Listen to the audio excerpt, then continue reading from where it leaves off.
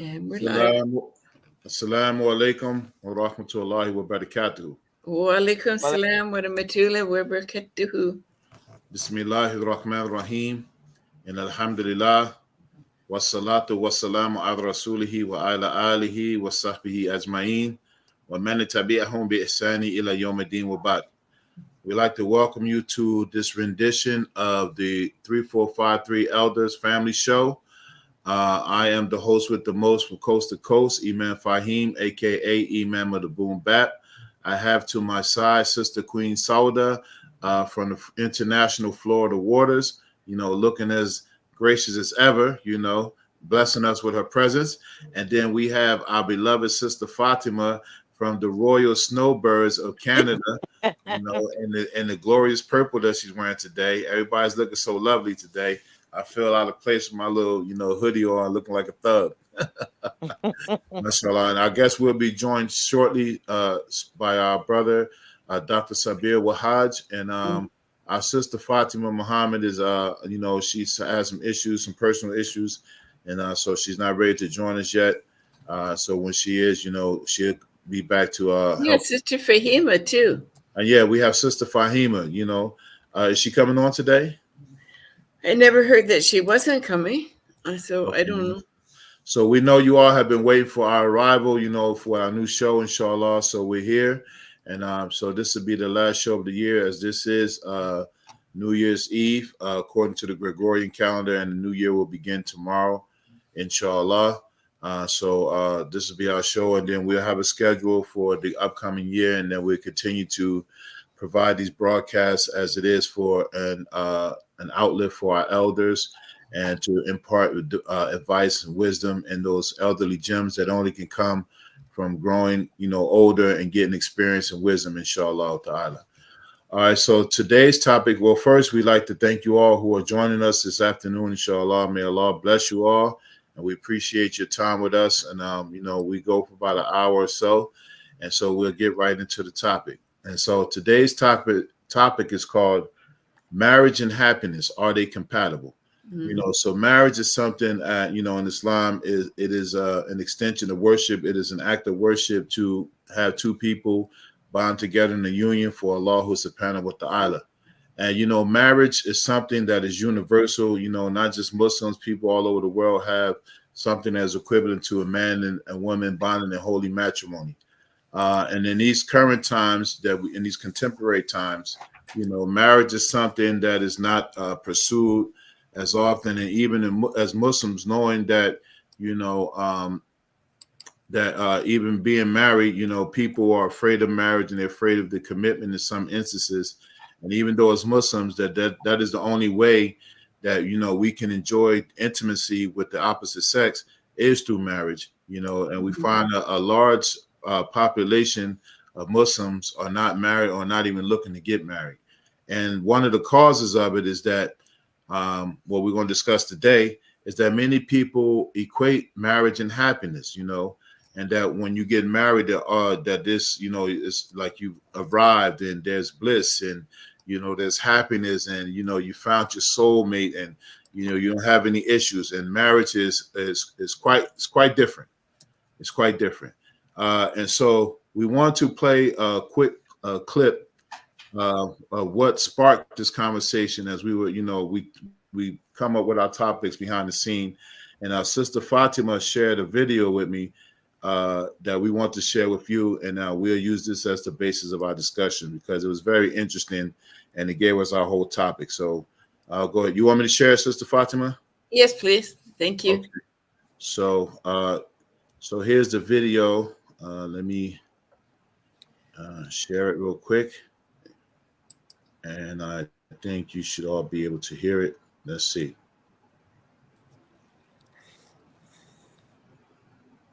Can you hear it? Playing it. Let me try it again. Let's try to refresh. That's what happened to me too when I tried it. We're trying to get technical here today. Please be patient with us. Okay, we did a couple dry runs and it did work. But hold on, here we go. Here we go. Yeah. Here we go. Sound? hey, you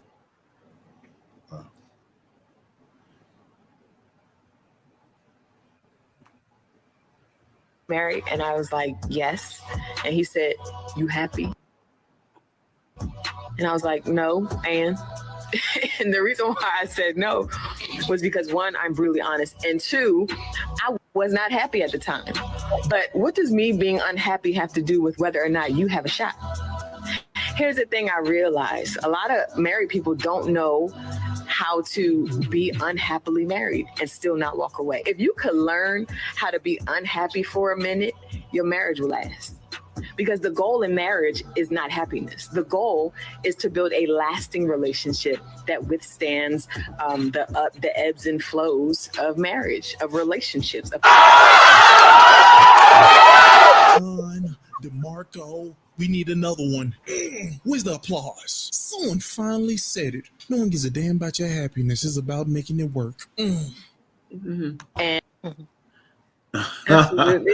That was awesome. I hope everybody caught that. So, Sister Queen Sauda, I don't know if you were able to view that, but what do you think of that clip? Oh, it's true. It's true. It's to the point, and it's true.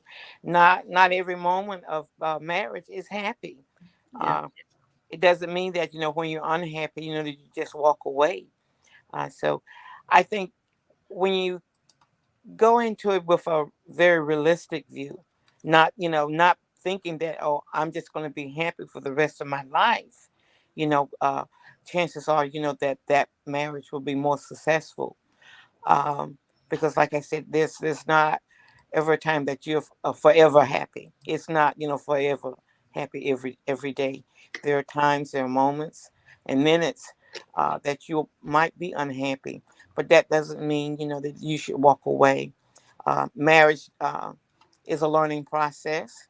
You're two different people, and usually you're opposites, and so it's a learning process, and it is helpful if you go into it with the right mindset. Unfortunately, the majority of us do not go into it with the right mindset. And that's usually because we haven't been taught, or we haven't learned to a degree, how to negotiate, how to work on the marriage, how to make it successful. Uh, and before we can learn, a lot of us have walked away. But no, marriage is not a happily ever after a situation. It is a learning process. It is a compromising process. It is learning how to still love. You might be angry, but still love, or come to terms with whatever the issue is in your marriage. But no, every day is not going to be a happy day. It is not. No one's perfect. You're not perfect. I'm not perfect. Whereas you may see yourself as perfect, you're not. And we have to work with that. We also have to work with what I need improvement on. But when we go into it, we should go into it with the mindset that we're there to stay, to make the most of it, and to work on what we need to work on, because and work through it, because settling our differences may not happen overnight. But when you put the effort in, and both parties are putting that effort in, you can do that. It's just realizing that it's not a happily ever after situation. The love has to be there, the devotion. Also, we have to rely on Allah's word and Allah's rules as to what we're to do. Unfortunately, when I first married, I was not. It's a Muslim. Um, I've been through many different schools of religion. Wait a Uh, minute, Sister Sauda, before you continue. You okay. have to tell the people how long you've been married. You have to. 51 years. Well, Allahu subhanAllah. Akbar. Wow. Okay. But now there were rough times, okay? There were rough No, times. imagine. Yeah, as we would imagine. Okay. Go ahead. I think the people they need to hear that, because we need to hear these stories about longevity and marriage, and keep continuing in the hmm midst of rough times. Okay. All right. Okay, but go ahead, sister. I'm sorry to interrupt you. But like I said, it's it helps, if you're on the same mindset, if you have the same goals set for you. Because of some of my earlier teachings and all, I was a little not up to par there. But I tried and I tried. Sometimes there were very unhappy times for me. Uh, Thank goodness I have more happy times than I have unhappy times. But for those unhappy times, you still, want to hold it together, Mm. because that is the thing to do. But if I had known what I know now, and if someone had really been able to share that information with me, I think it would have probably been my hard times, unhappy times would have been a lot easier just knowing how to deal with them. But if we can share with the younger people uh, what to expect realistically, and what they're getting into, and that it's not this a fairy tale, that they've been given, and what the realistic goals and situations are in marriage. That would be very beneficial. That would be helpful, to them, knowing that no, you're not going to be happy every day. You might argue about the rice tonight, and did not speak for 2 days. But and there are even more, severe uh, issues. But knowing that there is a way to work around that, there is a way to be unhappy in a marriage. That doesn't mean that you have to walk away, or that you have to leave it, but work on it. There are some lessons that I wish that I had learned earlier on in life. There are lessons, that I would like to pass on, and advice that I would like to give to younger people, because life has taught me many lessons, and I was an excellent student and I learned. And I am thankful that, in the end, that Allah, guided me, his words, guided me for where I should be. But I think, yeah, there's a lot of truth in the video that was just shown, especially if you're going into marriage thinking that every day now is going to be a happy day. Yeah, I'm with the love of my life, and every day is just going to be perfect, peaches and cream. It's not, but just be prepared for those days and know how to deal with those days and know how to deal with it lovingly. Alhamdulillah. Okay. Sister Fatima, did you have anything to add to that, or? Yes, no. Do you have another question? Do I have another question? No, I was going to. Or was that, can I get a lifeline? No. Yeah, you can. I mean, I got something to add, but I wanted to Okay. refer to you first. Oh. I found, like, for myself, I got married later in life. I was 58 when I got married.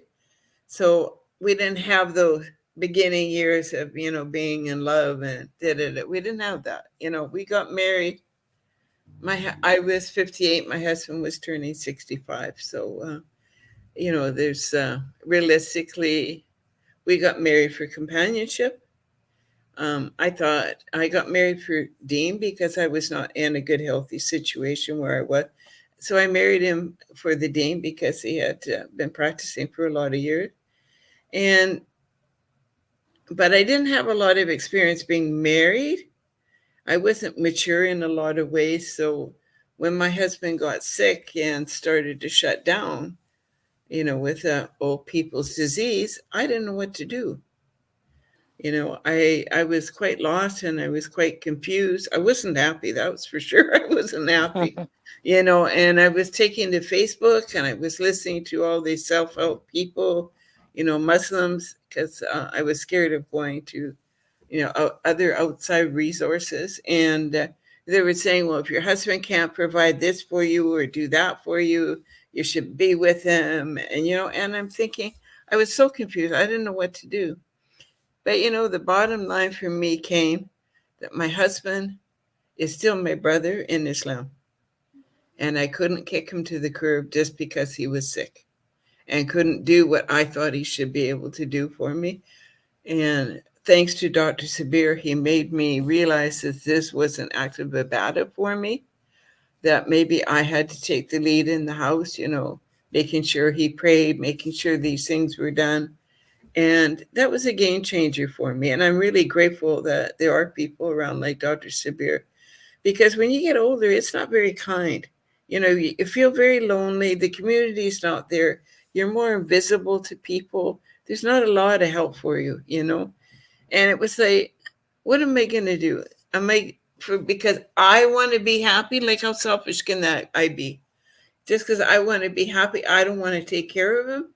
Why should I have to take care of him? And it was like, because it's your turn. This is a man I agreed to marry, and that was a huge commitment to me as a Muslim. And as I started learning my deen more, that became even more important to me. Bottom line, no matter what, he is my brother in Islam, and I can't hurt him. He's done nothing to hurt me. It was beyond his control. And alhamdulillah for those lessons. And, alhamdulillah that, I don't know if you can see this, but I hang on to this very much. Can you read that? Surah 3, Ayat 154. Allah Ta'ala says, verily the entire affair belongs to Allah. That's it. There's nothing more I can do, and it isn't about happiness. But through it, I found happiness, a different kind of happiness than what I thought when I was younger. So that's it for now. Alhamdulillah. Thank you, Sister Fatima. Yeah, this marriage thing, many times. And so, alhamdulillah, I've been married 25 years now. I got married in 1998. And I was also married briefly before that. And I was also married in between that one time. So I'm still on my second. I've been married 3 times, still on my second marriage, if that makes sense. All right. So I won't claim to be an expert, but, alhamdulillah, we, my wife now, this is my partner, this is my boo thing, my sweetie, Yeah, it shows too. My baby mama. Right. So I had the honor of being married to her for 25 years. And I've also had the privilege to be sort of a counselor on the job training, as counseling other people who are looking to get married or having difficulties in marriage. So I've been doing that and trying to make my marriage work, trying to help people along in their marriage, when we had 5 years in, people thought that was a milestone, and we just getting to know each other. Then we got 10 years in, and, it's like, wow, 10 years, but 10 years of marriage wasn't, that's nothing to people who know about marriage. And, so I'm up here tooting my horn like 25 years. And I have Sister Queen Sauda over here with, double that, So I'm still a baby, and but compared to my peers, it's like, wow, y'all still married? Yeah, that's what they be saying. Y'all still married? Yeah. So in my experience, I noticed 2 trends. So one of them is that depending on how the people met and how they got married Islamically has a big difference on how they're going to stay together. Because a lot of times, when brothers and sisters get married, a brother who will marry a woman that he didn't look for anything other than, quote unquote, getting married for the pleasure of Allah, right? Mm-hmm. And so then he thought the pleasure before Allah was marrying this woman, telling her what to do, what not to do, and then like he makes all the rules, but he doesn't follow them himself, And so that was an issue. And then I found that many sisters, when they got married, they were looking for a man to, be the leader, and they were looking for happiness, everything that was supposed to be in tune with how they felt, and if they weren't happy, then, they wanted to throw everything out the window. And then in having marriage counseling, finding a common ground between those two ends of the spectrum, and it always was about a woman, the man didn't treat her well. That was most of the cases. I would say 90% of the cases that I counsel, if the woman's complaint was always about she wasn't happy or the man didn't treat her well, and and some of the extreme cases was where the man, there was infidelity. May Allah protect us from that. I And mean, then the man's case, in 90% of the cases, his only real issue was her mouth, her mouth, her mouth. And that was, he always said, you know, if she could just shut up and listen, you know, and then so it's an array of things. But marriage and happiness are not necessarily compatible. I often say this, that because many times people, they hear about marriages, right? And they hear about these long-term marriages, and everybody, of course, you want to get married and with the intention to be married for a long time. But how does that, and of course, happily ever after, and of course, divorce is something that's lawful in Islam. It's not till death do us part. It's till when you're no longer compatible. And so, you want to be married and, until, your partner and, stay married, but it might not always be, so when the compatibility runs out, what happens? So how do you maintain that marriage? Is it through happiness? Is it through all of these things? And I always use this, that anybody who's been married for a long time, they have horror stories. Yeah. They have horror stories, and some that, they won't really disclose to people, that you'll probably never find out about them. And a lot of them, all of them, if they still together, then they were able to overcome them, and I think sometimes in this era where you muted yourself. I'm sorry. And I think this era that we're living in, that everybody wants to see all of the, the end results of success. Like, we live in an era where, like, everybody wants to be balling, everybody wants to be rich, and everybody wants to be successful, but nobody is showing, the pain and all of the things that you got to go through to reach a certain point of ease, and we don't see that. We just see people, they seem happy online, and then what about all the pain and the darkness and all of that to get to that place? And then when people get on the line and they and this on the job training with marriage, then they give up easily. And then, so the first thing I think, is people should realize that marriage, with all of the love and the happiness that does come with it, and all of the pain and all of those things that does come with it, it is, at the end of the day, a contract. It is a contract, that you agree before Allah subhanahu wa ta'ala that you're going to uphold these things of the contract. And, of course, people always, they mess the contract up, or they don't read the fine print, or they don't do their part. And, marriage is an array of things.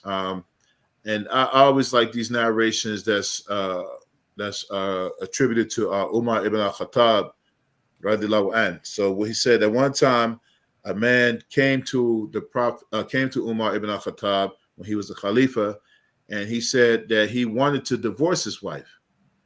And Umar asked him, why do you want to divorce her? He said, because I don't love her, And that's something that we can relate to, that, a lot of men, they love their wives, but they're not in love with them. And then they're not in love with them according to how the wife thinks that they should be. Because if I can't speak for sisters, but I can speak from my experience.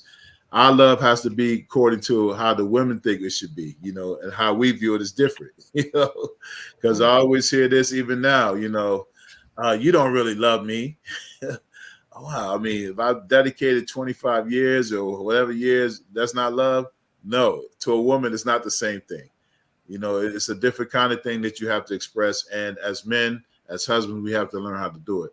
But back to this narration, the Umar ibn al-Khattab, he said, is marriage supposed to be built on love? He said, what about taking care of each other and having fair dealings? So it's beyond love, because a lot of times in marriages, we mistake love for romanticism. We mistake love for romanticism, and what we think is romanticism is love, and what we think love might be romanticism and infatuation.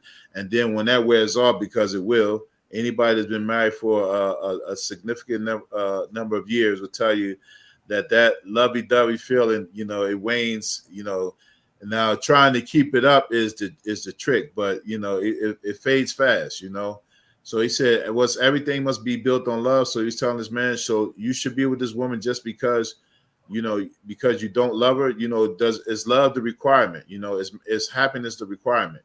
You know, and so marriage is a contract, and I often use this that people don't like to hear.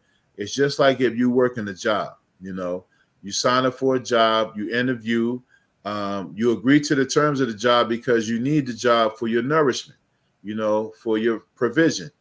And once you get through the interview, you don't go through all of the small print. You know, they tell you what's the job requirements, what do you have to do, you know, what do they expect you to do, and you sign up and you agree. And then the job is not like, you know, how it was at the interview. You know, the way they presented the job, they was going, you do this, that, and the other. Then you got on the job, you got to do more. You got to stay overtime. You got to work these extra hours. You got to fill out extra paperwork. You got to go through above and beyond your means. You got to take the job home sometimes. But you come to work every day. You come to work every day. You come, you're the employee of the month. You're earning bonuses. You're earning vacation time. You're earning sick time. You know, you deal with the person who does the water cooler talk. You deal with the person that's always brown nosing. You deal with the person, you know, that you can't wait to catch them outside the work area because, you know, you got to talk to them. And you show up every day in that environment. Why not with the one that you agreed to take care of, you know, for Allah subhanahu wa ta'ala, you know, AKA for the sake of Allah, you know, because that's what, you know, I always hear brothers say, I married her for the sake of Allah. And if you marry someone for the sake of Allah, so this is a jewel, that means that your sake goes out the window. And sometimes we mess up the two. We say we marry each other for the sake of Allah until it comes to what our sake demands or what we want, what our sake, you know, dictates. And then when someone does something that isn't in line with our sake, now we want to throw the whole thing out the window. What about the sake of Allah who's subhanahu wa ta'ala? For Allah's sake, you know, that means you give up part of your happiness. You give up part of your, you know, independence. You give up part of everything that you have because you want Allah who's subhanahu wa ta'ala to be pleased with you in your performance in this marriage, you know, and it's not easy, you know, and it's not always going to be happy, you know. I always use this other thing. The comedian Chris Rock did he did a bit one time, and he was talking about being married. He said that you're either single and happy or married and lonely. No, he said you single and miserable and happy and lonely. He said, no, or married and miserable, something like that. But then he said, ain't no happiness nowhere. So, I mean, in general, that marriage is, you know, just like any other things in the deen, it's a contract of mu'allamat, transactions. Every day we're doing transactions with each other of how to please each other for Allah's pleasure. So, and trying to please your spouse, meaning that your pleasure might have to take a back burner sometimes, you know. And this is something very, I hear a lot of men and even sisters that a lot of people are equating, you know, we going, you know, tit for tat. You know, I did something to make you happy. Now I'm not happy. Mm. But that's what marriage is. When we learn that kind of thing, you won't always get your happiness, but you have to find your happiness in yourself and find the happiness in pleasing your spouse, even if you don't get it in return, even if it's not reciprocated, even if the energy is not matched. You continue to do your part, because if it's about Allah subhanahu wa ta'ala, then it's not about you. It's not about your independence, your own happiness, or your right to say certain things, or your right to, you know, say what you feel, regardless of how the person will take it, and all of these things. So marriage is work, you know. I always use this when I perform marriages and give couples advice. I always use this phrase that I read one time, and it said that marriage is like sleeping with the enemy every night. You ever heard that one? No. No. But Sister Sauda, is it true? No. Is it? No. No, to an extent.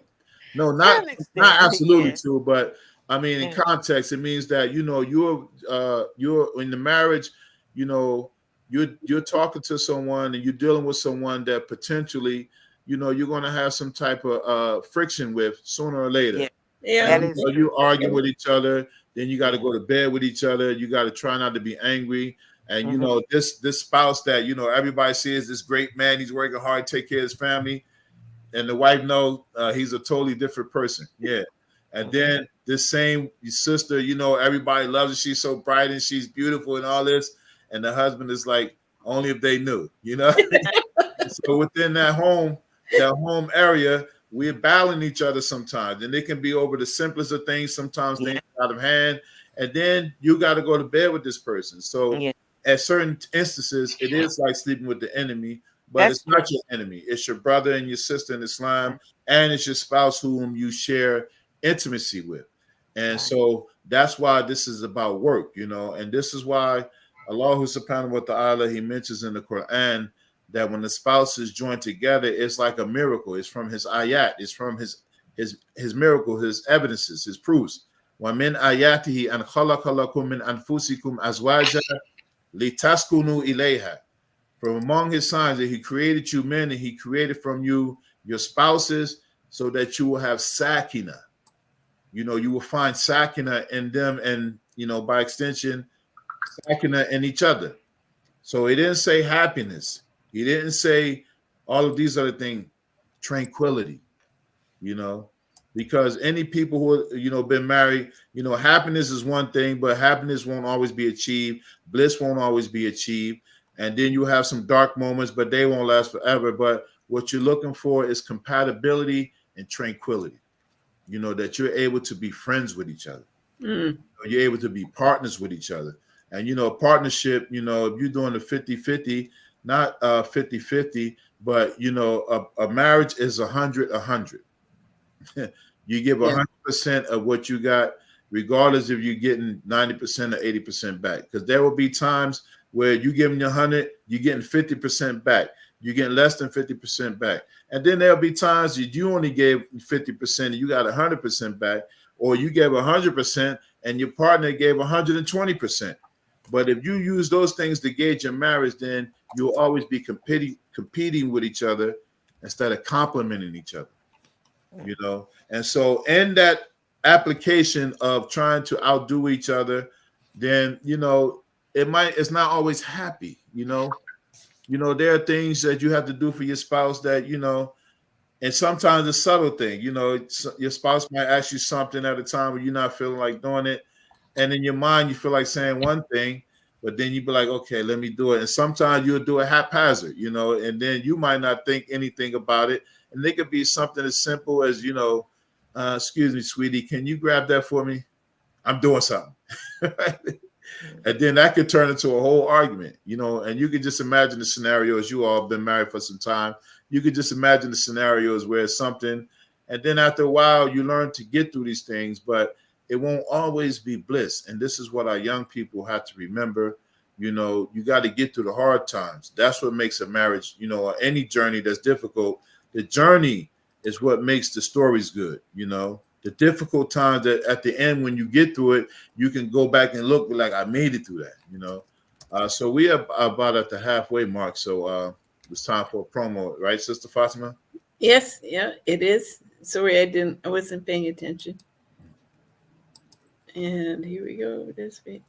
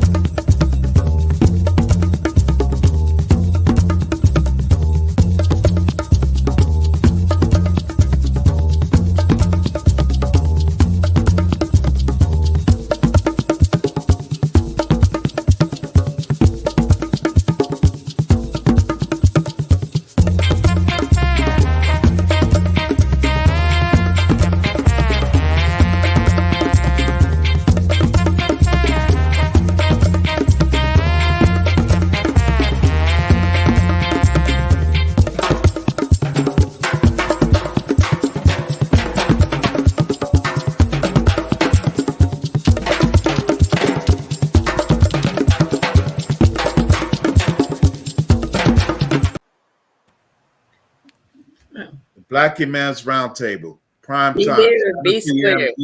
Be there, be square. 7 p.m. Eastern Standard Time, Tuesdays. Join in, tune in, and get in some more of these conversations that we have because we're on Black Muslim time.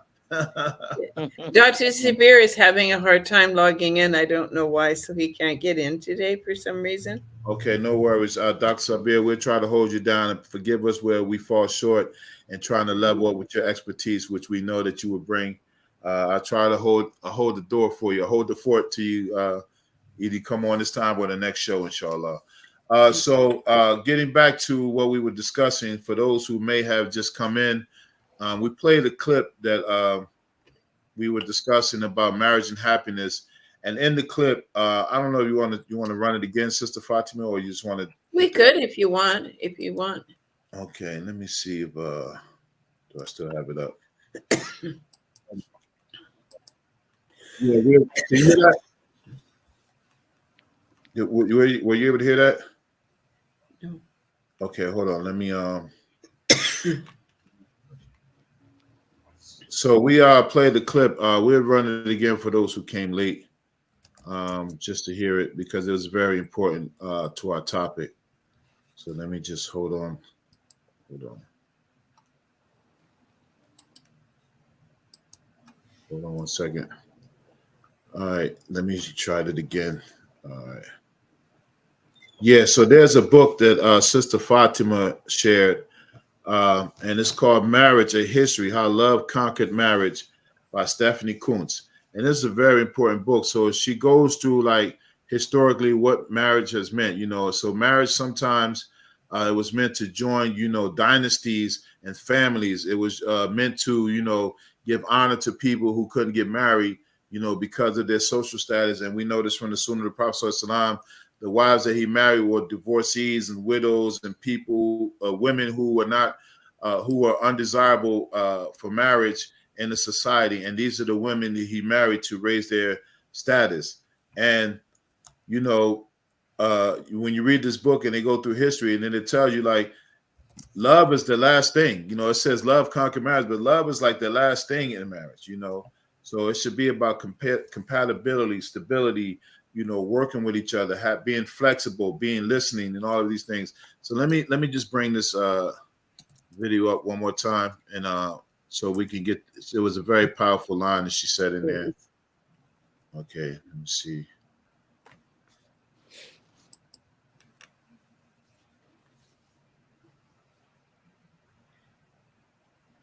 Can you hear it? You married? And I was like, yes. And he said, you happy? And I was like, no. And the reason why I said no was because one, I'm brutally honest. And two, I was not happy at the time. But what does me being unhappy have to do with whether or not you have a shot?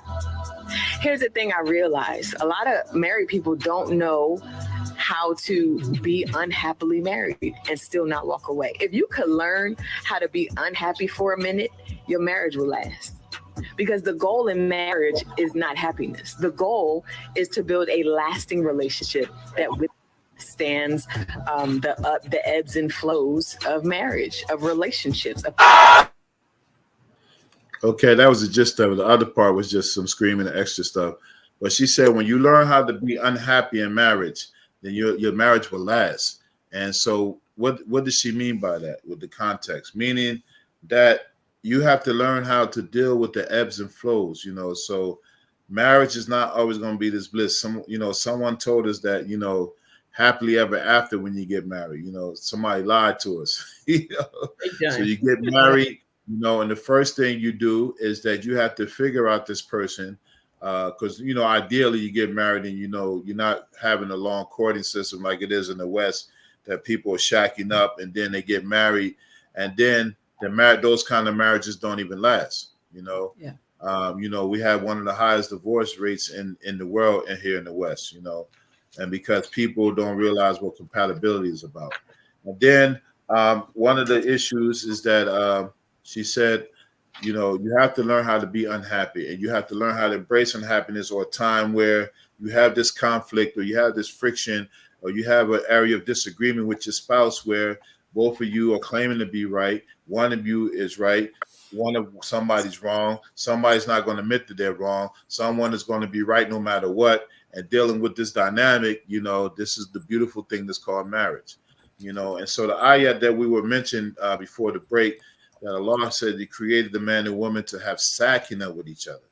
And so when you learn how to have tranquility and peace and being serene with each other and remembering that this person that's in your care, that you partnered up with, this is someone you married for Allah who's subhanahu wa ta'ala. So they are the vessel and the means and the catalyst by way for you to earn Allah's pleasure.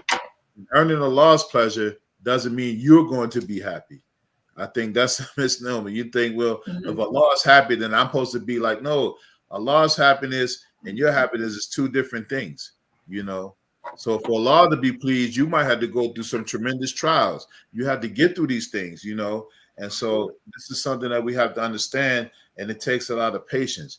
And then the rest of the ayah says, وَجَعَلَ بَيْنَكُمْ مَوَدَّةَ وَرَحْمَةً, and that we have made, and He has made between you love and mercy, affectionate, being affectionate with each other in spite of these disagreements, in spite of the fighting, in spite of the arguing, in spite of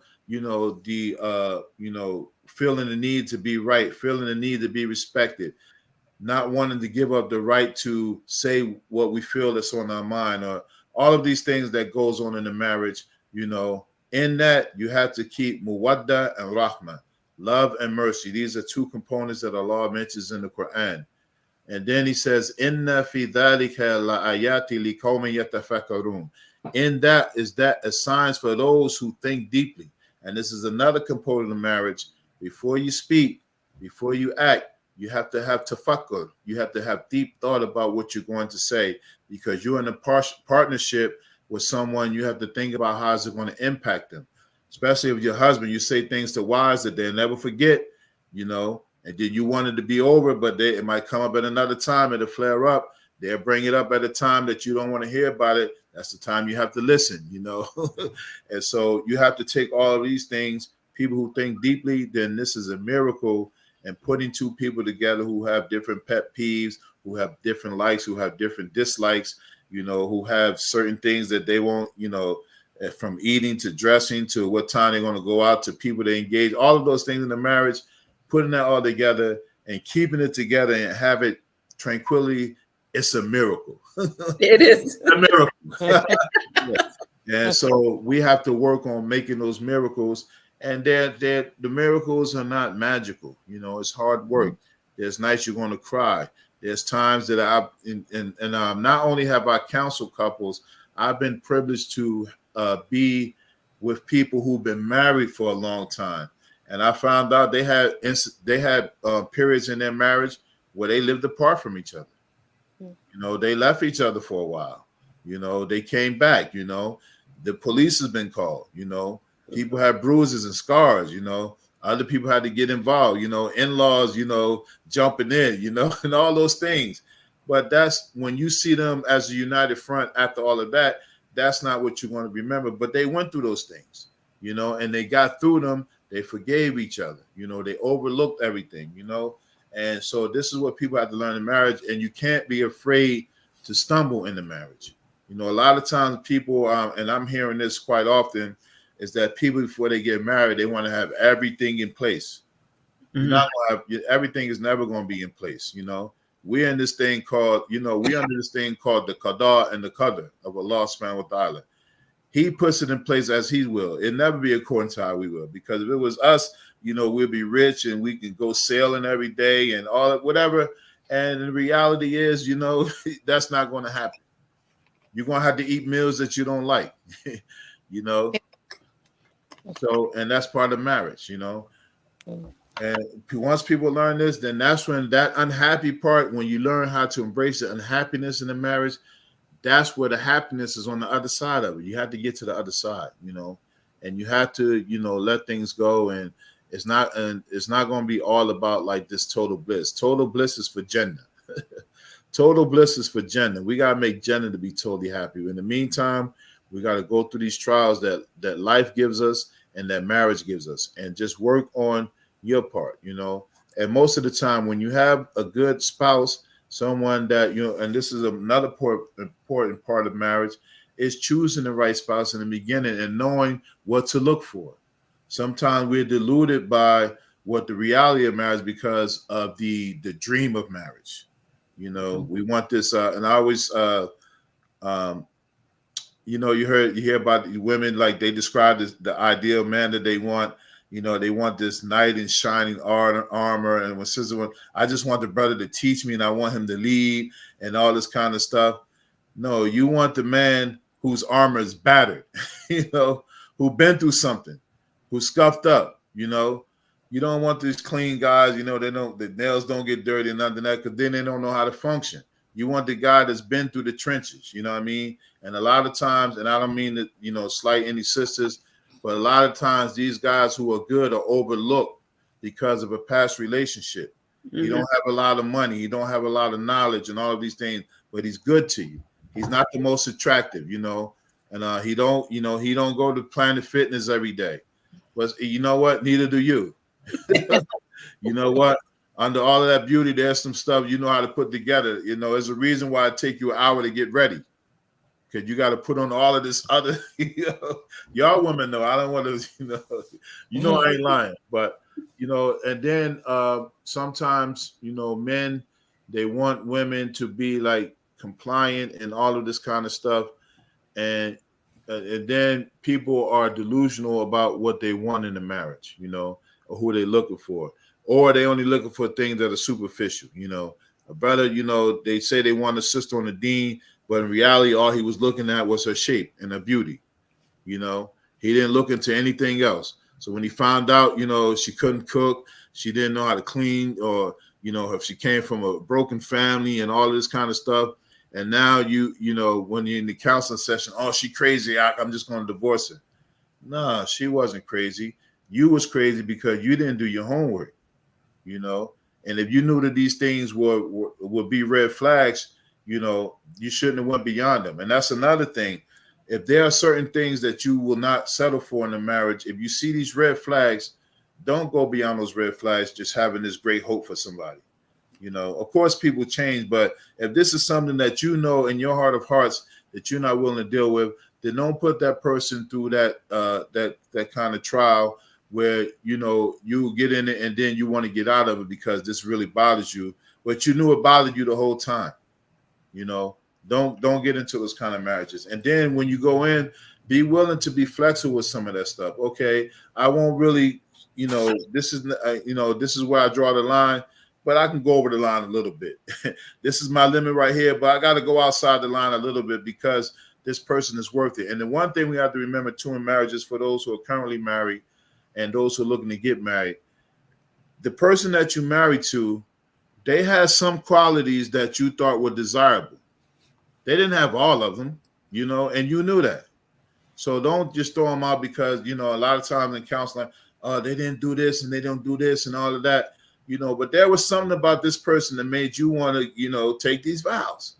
Bring that person back out. You know, sometimes that person got lost in you and vice versa. And in the mix of all of these disagreements and turmoils and, you know, wanting to be right and wanting to have a certain way, and I need this and I deserve this, and why aren't you like this?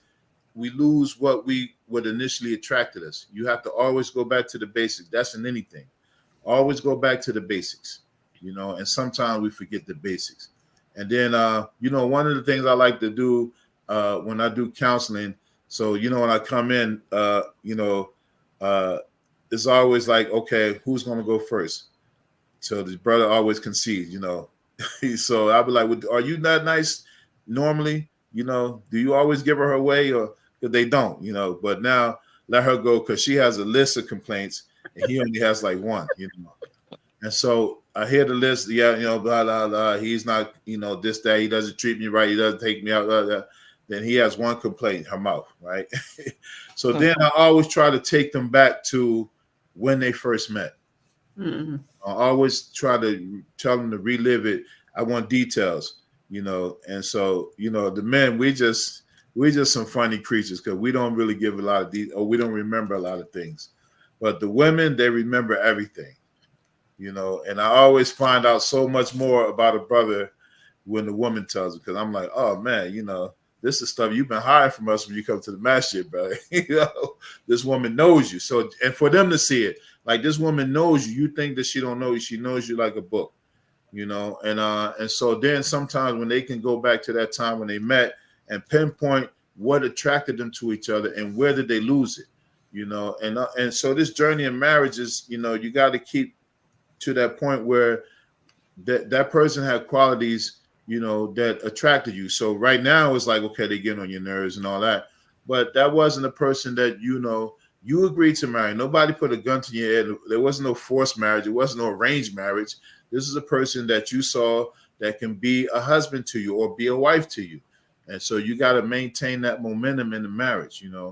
I know I took up a lot of time in talking like this, so this is, but this is really for the elders, and this is another. If I put this in real quick, this is another thing. I hear people say that they won't settle for something or they won't settle for less than they deserve. We should be careful about saying what we deserve and what we don't deserve. Because the law knows what we deserve. Mm-hmm. We can tell ourselves we deserve and what we deserve. We don't know. We don't know what could be coming back, for something we did before, or, we have in our minds things that are lurking. And then Allah, I just read this statement that I forget the scholar said, don't be amazed about what people like you, what they like you for. Be amazed that Allah subhanahu wa ta'ala, they like you for what he has hidden from them, that they don't see about you. And we all have that side, There's something that, like as the companions would say, if you knew what I knew about myself, you would throw dirt in my face. So we should be careful about the stuff that we say that we deserve and we don't deserve. And that's according to our own whims and desires. Yes, we all do deserve happiness. We deserve stability. We deserve comfort. All of those things that make up the beautifulness of marriage. So we don't want to make people to think that marriage is not beautiful. It's one of the most beautiful institutions in the world, and I wouldn't trade it for anything. But it takes work. But you deserve, you got to give what you think you deserve. That's what you got to give to your spouse. A lot of times we don't do that.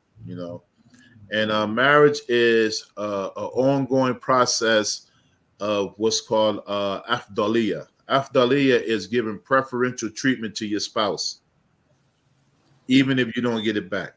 You make that as a practice, then the person that you marry is a good person, they're going to give it back to you. People are built upon good.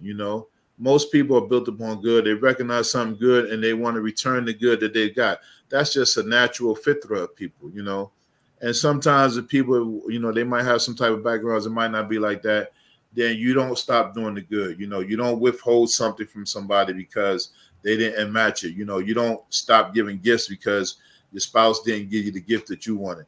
You keep giving gifts. All of this is in hopes of, Allah tells us throughout the Quran, la'allakum tattaqun, hopes that you will fear Allah. We're doing all this in hopes that Allah will accept this from us. So just keep doing it, because if it's for Allah, then it continues to be for Allah. And when it's really for Allah, that's when the beauty comes out, because it's not your own personal thing. You learn to overcome it, and you find giving your spouse happiness as a means to getting closer to Allah, and that's what you want at the end. And sometimes when your happiness don't come, you overlook it, because there's a time that it will come. It won't just be like, I'm just keep giving, I'm not getting nothing. Now, in those cases, and they do happen, then you got to use some sense. Okay, all right, yeah, I can't keep doing this. It got to be something the partner's giving, but it ain't going to be all the time, And when those times come, when you have those, disagreements, whatever, then just overlook them and wait for the next moment of bliss. So it's not going to be a succession of happiness. There's going to be spurts of it. And in between there, sprinkle all types of stuff. And at the end, Allah subhanahu wa ta'ala, we hope that he will accept it from us. So I'll leave Sister Queen Sauda with a few statements, and then Sister Fatima can expound on a few things. Okay. All right. I have to add also that daily in my du'as, I ask Allah to make me a better wife. Mm. I know I need to work on myself. I am not perfect, and I want my husband to see the better side of me. So daily in my du'as, I do ask for Allah to make me a better wife, to show me, the right way, the straight way, and to help me. So that like I said, that is a part of my daily prayers to do that. I want to be a better Muslim. I want to be a better wife and a better person. And in doing so, I see that I get a much better response from my mate, a much better response because I love him, but I also want to be able to appreciate him as a person. I want to be able to like him as a person.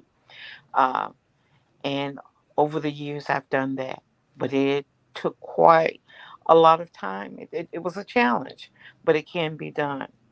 Uh, and it can be done, especially, if you're in Islam and you're following, the words of Allah. The guides are there, the words are there. And there's also always that prayer to Allah. So I continue to ask every day for that guidance.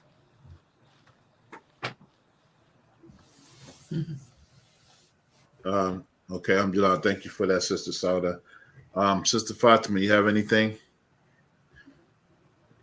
I found that it's true that marriage is an act of ibadah. Like when you start doing things just for the sake of Allah, no matter what your spouse is or isn't doing, that, this past year has brought me to my knees, literally brought me to my knees in ways I never imagined. I learned that I really wasn't the person I thought I was. I was not a very nice person at times, and it took a lot of work. It took a lot of tears. And it took me saying, I have to do things for me and my deen and not always focus on, because the more I focus on his problems, the more I was getting lost, and I was always there to help him, but I had to learn to find that line where I was taking care of me too, because no one else was going to. It was just Allah and me. I don't know if I'm making any sense. I am to me because I lived through it. But You're making perfect. it was, I really, it was like, people, you hear people praying, they go, Allah, Allah, Allah. How many times I did that. And it's something changed when I started doing that and crying like that with the tears, that's what we need to do. And that's when I know something changed in me. And it seemed like I got closer to Allah somehow. I don't know. I can't explain it. But something changed inside of me and everything started to be okay. No matter what my husband did or didn't do, it was okay. Like, subhanAllah, that was just like amazing. Like, I finally submitted. Maybe that's what it is. I finally submitted and gave up and said, it's yours. I have no role in this. I just have to do my fardarn, like, we're taught, do my obligations and refrain from the prohibitions. That's it. Doesn't that sound easy? But it's not. It's not. It's really hard, And just like marriage, no one ever said it was going to be easy. I thought it would be. I thought it would be, like this, but it wasn't.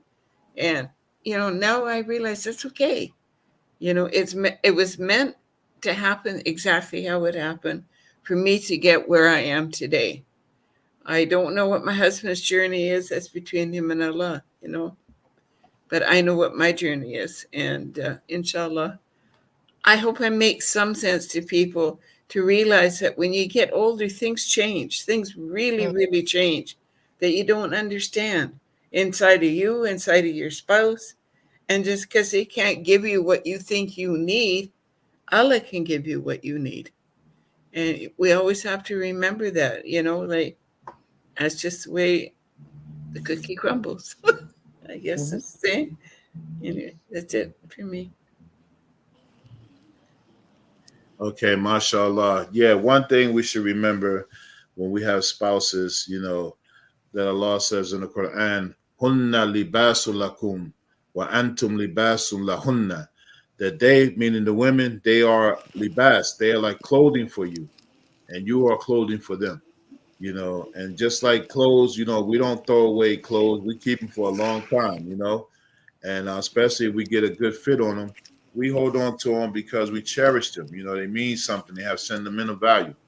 And the same way for our spouses, we cover each other, we decorate each other, and you know, we just don't throw each other out because there's a little wear and tear, or you know, a scratch here or a rip here, you know. And this is what we all have to learn, because you know, every day is a new day to do it over fresh, you know, and keep you know, revisiting and rekindling that love. You know, I forgot who said the statement. It says that you know, married is like falling in love with the same person over and over again. Mm. Imagine falling in love for 25 or 50 years. Wow. That's a difficult task. You know, for someone that you become familiar with, someone who pisses you off at the slightest little thing, someone who said the wrong thing and they thought it didn't mean nothing to me, but it meant everything to the spouse, someone who didn't get the respect that they thought that they deserved. All of these things that happen in the marriage more often than not. You know, I mean, and also the same one that took care of you when you were sick. Yeah, you know, the same one. Yeah, you got to realize, you got to find out. Yeah, you were a loudmouth beast until you got sick, then you turned into a baby. You know, helpless. Yeah. And that person took care of you. You know, and so we have to remember these things, because for the long haul, marriage is not going to be easy. It's not going to be happily ever after. And we don't even know the happiness until we meet Allah subhanahu wa ta'ala after we leave this earthly realm. So just got to stick in there, you know. And I just want to leave us with this one statement that I got on marriages. It says, great marriages don't happen by luck or by accident. They are the result of a consistent investment of time, thoughtfulness, forgiveness, affection, prayer, mutual respect, and a rock-solid commitment between a husband and a wife. Wow. And this is from a non-Muslim source, so it's amplified for Muslims, you know. You going to take a picture of that and post it on Facebook? Yeah, I will, inshallah. Inshallah. That's nice. Yes, marriage, that's right. Marriage is a classroom that we take a test every day, you know. True. And so just for our people who are looking to get married, don't be afraid to jump in. You know, Allah subhanahu wa ta'ala gives you something in your chest, which is called a qalb. And he gives the qalb the ability to think things through.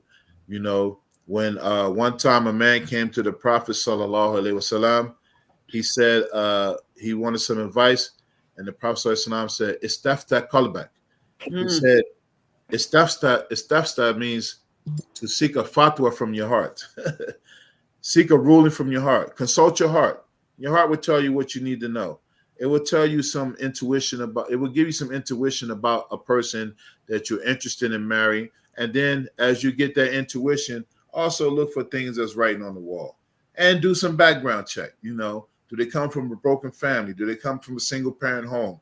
And, you know, that's not to slight anybody, but sometimes you got to look into these things to know the kind of person that you have. You know, did they grow up in poverty? Did they grow up rich? Did they grow up well off? You know, were they ever abused? You know, were they sexually abused? Were they abused physically? Were they abused verbally? You know, look into these things. Meet some of their school friends, childhood friends. Don't let nobody tell you, no, oh, they kuffar, that was the past. No, your past has something to do with who you are now. It made you who you are. Look into these things, you know. Look into how many, you know, bodies each other's have, if that's a thing for you. You know what I'm saying? Because people think, oh, no, don't worry. No, you don't want to be with no brother who's a serial, you know, womanizer. You know, and that doesn't go away just because you became a Muslim, you know. And of course, Allah wipes away all sins that came before. But what did you do to wipe it away at the same time, you know? But look into these things. Now I'm saying hold people to it, but look into these things. And if these things are a problem for you, don't enter into marriage. But your heart will tell you some things. If your heart told you something good about this person, then your heart didn't really deceive you. It's just in that person, you might not see all of the goodness, but that goodness that attracted you to them, try to keep that alive. You might have to help them to do it. You know, you might have to help them to do it. Sometimes you got to bring out in people what they're not able to bring out in themselves. Sometimes you got to motivate. Sometimes you got to give good words. And that's difficult because if you're giving it out, you want it back. You know, if you're being the lion, you know, the lion wants to be rubbed too. You know, you know, you don't want everybody to be scared. No, the lion wants somebody, and the one who rubs the lion is the one the lion submits to. You know? So so if you're looking to get married, put away so many preconceived notions about marriage. First thing is get rid of your fears and apprehensions. Just just do it. You know what I'm saying? And I'm saying do it with these things in mind. Just doing some, doing some checks. You don't have to do all of them, but some things just look into it. Get married, and those who are married, look at ways that you can improve it on your own, regardless of your spouse. Regardless of your spouse, look at the little things and pay attention. When you get criticism from your spouse about things you're not doing, don't look, well, you ain't doing it, because we like to do that, especially this younger generation. I tell you, the counseling sessions now is just tit for tat. Well, you do this and you do this, you don't this, well, you don't do this. No, leave all that alone. Take it constructive criticism. If someone says that you're like this, then more than likely you are. How can you change it? Don't take it personal. How can you use it as fuel to get better? Use it as a means to turn it around, and do little step by steps and let the egos go. Because when you have a union, it's no more individual. Everything you do is for this spouse for the most part. Not everything, but you can't move forward as if you're not married. I've seen this before too. Brothers and sisters moving around like they're not married. You can't be out here, unless you got money like that, just looking all stylish, like you're a single person. No, you buy one thing for yourself, you got to buy one for your spouse.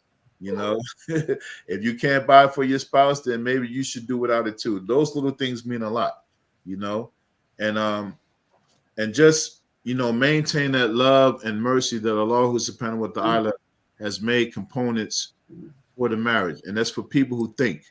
And this is very important. Think before you make a move, before you say anything. Think about the impact that it's going to have on your spouse, and everything that needs to be said doesn't mean you have to say it.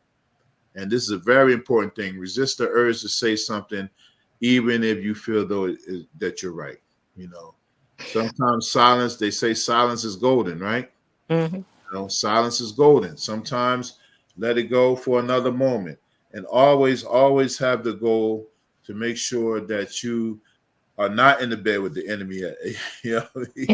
That you're not sleeping with the enemy. You're sleeping with your spouse, your cover, your protector, your provider, your source of security, your source of inspiration, your partner. Marriage is a partnership. And once we learn our roles in a partnership, then we have a conglomerate. We can make a conglomerate, a corporation, a business, an empire together, And in that empire, of course, we all have certain rules. Somebody has to be the president. Somebody has to be the vice president. Somebody has to be the driver. Somebody has to be the passenger. We both can't be the drivers. We both can't be the president. Learn our role and play it and master it well. And then when you have a partner, they complement you, And all of these things, there's a lot of stuff we have to continue on another one. But marriage, get married. Don't delay it. If you have a good intuition about somebody, just go ahead and do it. Don't put all of these other things, because they'll never go away. Many of the people I talk about with marriage, they talk about finances, how they're going to live, all of this stuff. It's just doing your stuff. Do you love this person? Is this someone who you can ride with, someone that you are compatible with? And with that, then you can get rid of all of this stuff. Now, there are certain things that, of course, you can't stay in a marriage like that. If someone has a pattern of substance abuse, a pattern of physical abuse, and a pattern of infidelity, don't even entertain it. Don't even entertain it. If it starts as a pattern now, I'm not talking about slip-ups, because, like we said, long marriages, they all have horror stories. I don't care how lovely they look after, and I'm not just saying 50 years because you sister saw it, but I'm just, as a, 50 years, and you see these couples and people are like, oh, they've been married a long time. That's such a lovely couple. You know how many skeletons they done left behind, how many trails of tears they left behind that you will never know about because they got through it. Now you got to develop your own and hope that you make it 50 years. And we ask Allah subhanahu wa ta'ala to give us all longevity and stability and in our marriages. I mean, Amen. so I'll stop there because I could go another hour. Each, We can do part 2 in 2 weeks. inshallah. So we thank you all for joining us this afternoon. We hope that was a beneficial talk. We ask Allah subhanahu wa ta'ala to accept it from us. We ask him to give us any shortcomings and any mistakes. And we ask Allah subhanahu wa ta'ala to grant you all afiyah. Amen. Subhanaka Allahumma wa bihamdika wa ashhadu an la ilaha illa anta wa astaghfiruka wa atubu ilayk. Al-Fatiha.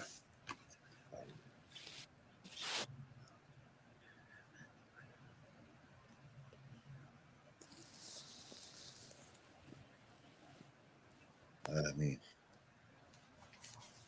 Assalamu alaikum wa rahmatullahi wa barakatuh.